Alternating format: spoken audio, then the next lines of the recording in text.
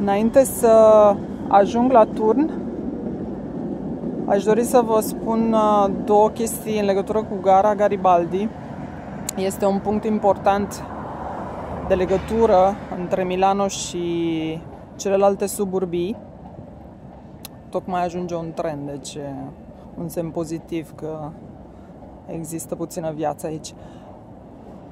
Și a fost construită în 1961 și inaugurată. Are 22 de linii. Acum ne îndreptăm spre turn. Este un turn care în ultimii 4-5 ani m-a fascinat pentru că trec zilnic pe lângă el și nu-i cunoșteam povestea. Este un turn piezometric, habar n-aveam ce înseamnă asta, deci practic aici se aduna apă pentru locomotivele cu vapori. Înainte, deci în jur de 1960. Acum a fost inaugurat și restructurat deci prima dată în 1990 cu ocazia campionatului de fotbal din Italia, iar următoarea restructurare a avut loc în 2015 cu ocazia Expo-ului de la Milano. Este numit turnul Curcubeu Arcobaleno pentru că este îmbrăcat în peste 100.000 de plăcuțe de faianță și este considerat unul dintre atracțiile din oraș pentru că în același timp reprezintă și un punct de reper aici.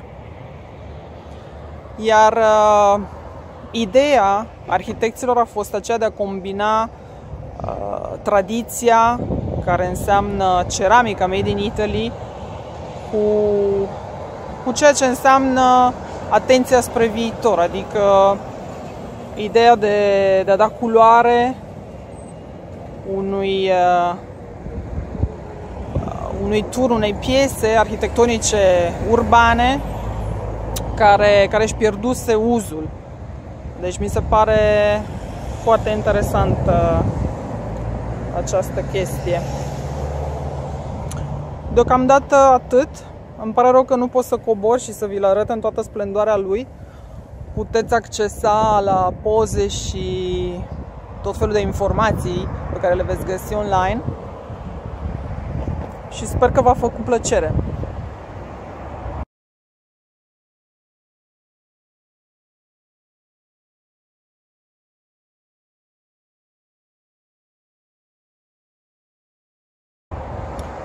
Deocamdată atât de la turnul Curcubeu și mă îndrept spre cealaltă destinație, care e aici aproape. Veniți cu mine! Și cum vă spuneam mai devreme, urma doar să traversez strada undeva în stânga mea. Puteți să vedeți a doua atracție pe care o să vă prezint imediat. Sunt la intersecția dintre strada Farini și Giuseppe Ferrari, uitasem. Și urmează să traversez acum și să merg în acea direcție, da? Vedeți? Tramvaiele sunt aproape goale, dar ce mai contează? Haideți să vedem ce e acolo. Și pentru a continua pe acest filon vesel, în ghilimele, am ales să vă prezint cimitirul monumental din Milano. O perlă arhitectonică și nu numai, o oază de liniște în mijlocul orașului. Am descoperit recent această destinație, chiar dacă trec zilnic pe lângă el, și în condițiile în care trăim un moment tragic în Milano, datorită știrilor cu privire la boli, spitale, contaminare, izolare, etc., am zis să sfidez așteptările publicului. Și voilà, este deschis, deci asta înseamnă că pot să-l vizitez și să vă povestesc lucruri interesante. Aici sunt câteva informații. A fost construit de Carlo Macciachini între 1863 și 1866. Este caracterizat de porțiuni de piatră și marmură, bicrom, nu știu ce înseamnă asta. Și în interiorul acestui spațiu, în formă de cruce grecească, sunt prezente tot felul de sepolcri, statue, lapide de milanezi, deci ale personalităților din Milano, da? Pe traseul principal care traversează cimitirul putem găsi l'ossario e il tempio crematorio, adică un loc unde se depozitau oasele și templul unde se cremau. Interesant. Încerc să vă fac așa o mică introducere de ce am vrut să vin aici. Niciodată nu mi-a fost teamă de cimitire, dimpotrivă. Cred că m-au fascinat pentru că întotdeauna am încercat să înțeleg ce se întâmplă dincolo de moarte. Deci unde ne ducem. Și de mică traversam cimitirul important din orașul meu de baștină, pentru că mă duceam în fiecare duminică să patinez și era aproape de acest patinoar, iar în drum spre casă, pentru a prescurta, deci pentru a-mi ușura drumul, treceam prin acest cimitir numit Eternitatea. Și bineînțeles, aveam în jur de 11 ani, nu mi era teamă. Mă fascinau poveștile după crucile alea pe care le vedeam, adică încercam să citesc numele și să văd tot felul de forme de cruci și să înțeleg ce a determinat pe oameni să le facă așa, mai mici, mai mari, mai înalte, mai importante, mai da, cu inscripții de tot felul. Și atunci am zis să vin și să vă arăt ce se întâmplă aici, adică ce pot observa. Printre vipurile îngropate în acest cimitir se află următorii domni: Alessandro Manzoni, Carlo Cataneo, Salvatore Quasimodo, dar și mulți artiști, politicieni, jucători de fotbal, arhitecți, ingineri, sculptori, tot felul de afaceriști. De exemplu, Dario Fo, care a primit premiul Nobel pentru literatură, Edoardo Bianchi, cel care a inventat bicicleta modernă, Bocconi, de unde e și Universitatea Bocconi din Milano, Campari și Braco din industria farmaceutică. Haideți cu mine!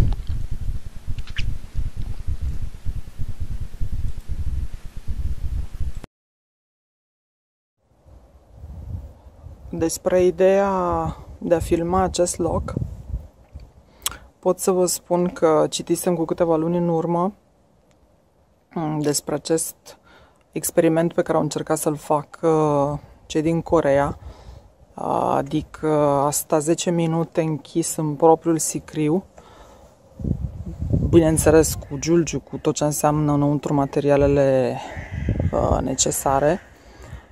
Acest experiment pentru a descoperi de fapt care este valoarea vieții, deci pentru a da importanță vieții, pentru a încerca să să ne bucurăm cât mai mult posibil de ceea ce ne oferă clipa, de ceea ce ne oferă viața zi de zi.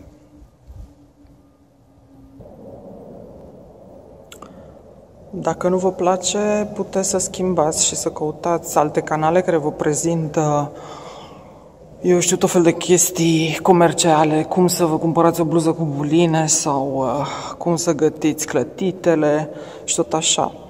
Deci îmi aud ecoul și e fascinant. Mă aflu în Osario, deci aici în cămăruțele astea, în cutiuțele astea, sunt de fapt oasele acestor personaje, da? Aici e un fel de altar și aici sunt alte oase.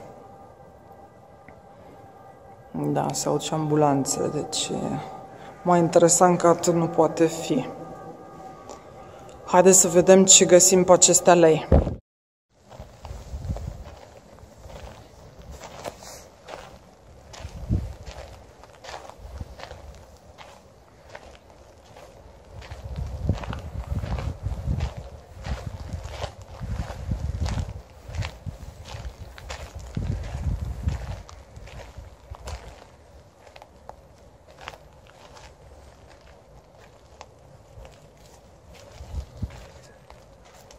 Încet, încet am ajuns la templul crematoriu donat orașului Milano de către nobilul Alberto Keller.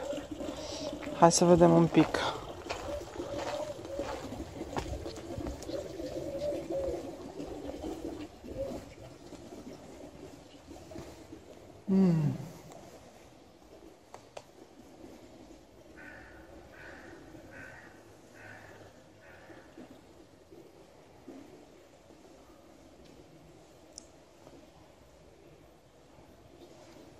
Interesant este pentru prima dată când văd așa ceva.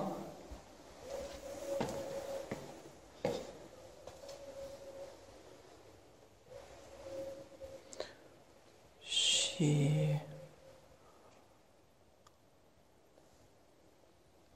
foarte interesant.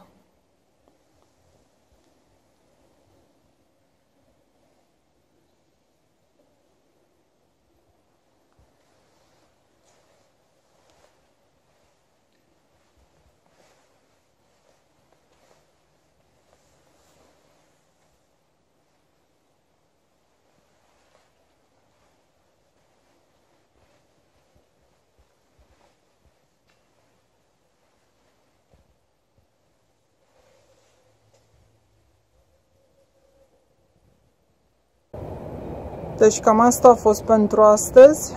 În spatele meu se vede bine turnul Curcubeu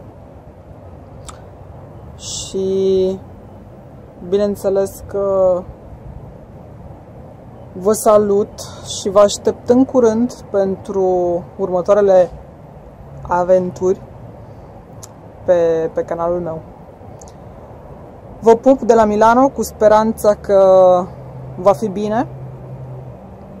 Urez tuturor fetelor la mulți ani pentru că este 8 martie și mă duc să savurez un pahar cu vin. Pe curând!